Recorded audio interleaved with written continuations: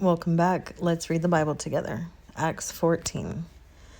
Now at Iconium they entered together into the Jewish synagogue and spoke in such a way that a great number of both Jews and Greeks believed. But the unbelieving Jews stirred up the Gentiles and poisoned their minds against the brothers.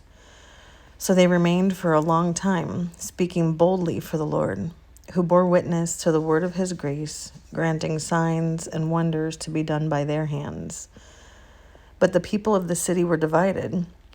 Some sided with the Jews and some with the apostles.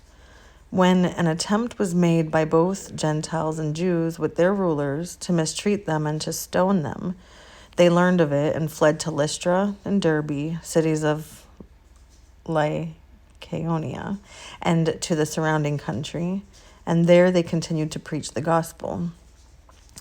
Now at Lystra there was a man sitting who could not use his feet. He was crippled from birth and had never walked.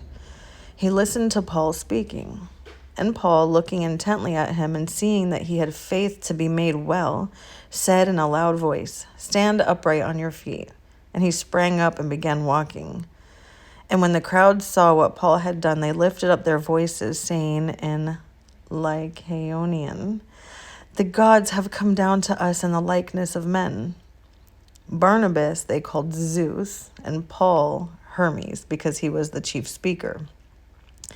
And the priest of Zeus, whose temple was at the entrance to the city, brought oxen and garlands to the gates and wanted to offer sacrifice with the crowds.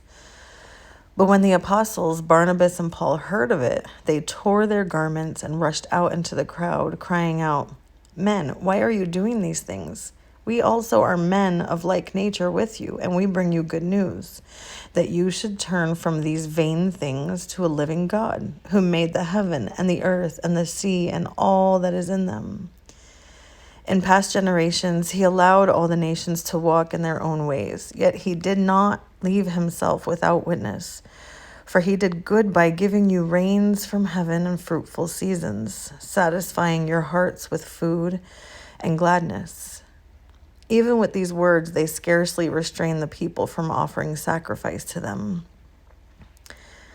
But Jews came from Antioch and Iconium, and having persuaded the crowds, they stoned Paul and dragged him out of the city, supposing that he was dead.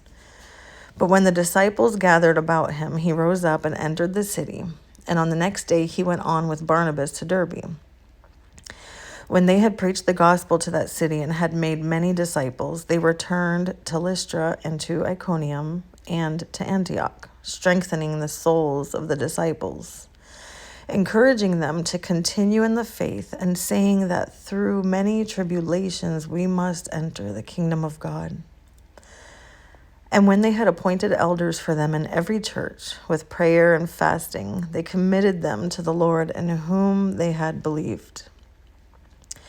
Then they passed through Pisidia and came to Pamphylia. And when they had spoken the word in Perga, they went down to Attalia. And from there they sailed to Antioch, where they had been commended to the grace of God for the work that they had fulfilled. And when they arrived and gathered the church together, they declared all that God had done with them and how he had opened a door of faith to the Gentiles. And they remained no little time with the disciples. Thank you for listening.